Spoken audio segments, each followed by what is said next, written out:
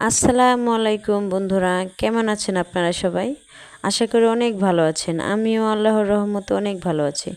আজকে আমি ছোট ছোট চিংড়ি মাছ দিয়ে শাপলা ভাজি করেছি।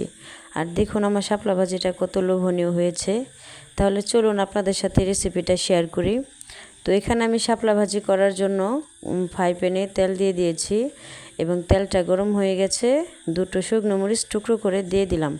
এখন আমি এখানে পেঁয়াজ কুচি দিয়ে দিলাম, মরিচ ফালি দিয়ে দিলাম। এখন আমি একটু ব্রাউন কালার করে ভেজে নিব পেঁয়াজটাকে। আর আজকে আমি ছোট ছোট চিংড়ি মাছ দিয়ে শাপলা ভাজিটা করব। তো এখানে দেখুন আমি চিংড়ি মাছটাকে সুন্দর করে কেটে নিয়েছি, একদম ছোট ছোট কারা চিংড়ি। তো আমি এগুলি যে ঝুকা হয় সে ঝুকাটাও বেটে নিয়েছি। তো ঝুকা বললে অনেকে চিনতে পারবেন না, চিংড়ি মাছের যে লেজ বের হয় এবং দাড়ি বের হয়, চিংড়ি মাছের দাড়ি, ঝুকা বা মাথার অংশ। তো এগুলি বেটে নিয়েছি। তো এখানে আমি এখন দিয়ে দিলাম হলুদ মরিচের ধনিয়ার গুঁড়া। তো অনেকে ফেলে দেয় চিংড়ি মাছের লেজ এবং দাড়ি ফেলে দেয়, যেহেতু ছোট ছোট চিংড়ি এগুলিটা বেটে খাওয়া যায়। এগুলি একদম মিহিন হয়ে যায় শিলপাটায় বাটলে, এবং ব্লেন্ডারও করতে পারেন, সমস্যা নেই। তো আমি শিলপাটায় বেটে নিয়েছি ঝুকা। এই ছোট ছোট চিংড়ি মাছ দিয়ে ভাজি করলে ফ্লেভারটা ভালো আসে।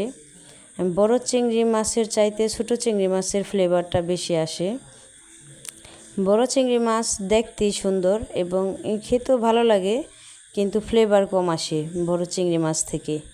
বড় যে কোনো মাছ থেকেই ফ্লেভার বেশি আসে না, শুধু একমাত্র ইলিশ মাছ একটু বড় সাইজের হলে খেতেও ভালো লাগে, ফ্লেভারও ভালো আসে।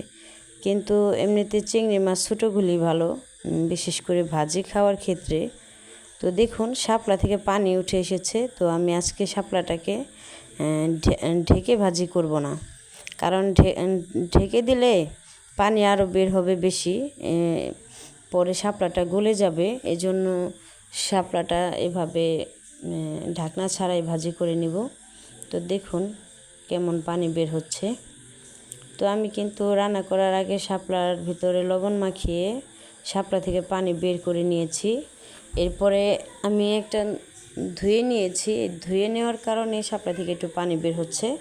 তো এই জন্য আমি আজকে শাপলাটাকে ঢাকলাম না, ঢাকনা ছাড়াই ভাজি করে নিলাম। তো দেখুন পানিটা শুকিয়ে এসেছে। তো আমি আরেকটু ভাজা ভাজা করে নিব।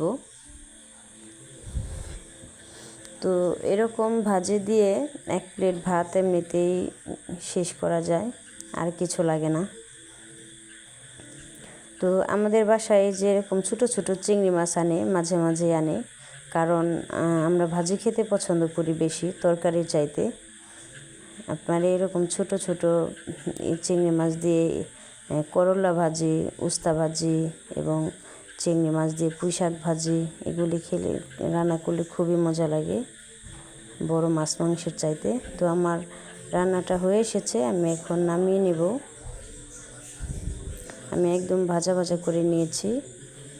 তো দেখুন আমি একটু তেল বেশি দিয়েছি, তেল বেশি দেওয়ার কারণে আর একটু মশলা দিয়ে রান্না করেছি, এই জন্য কালারটা এরকম হয়েছে। তো ধন্যবাদ সবাইকে ভিডিওটি দেখার জন্য।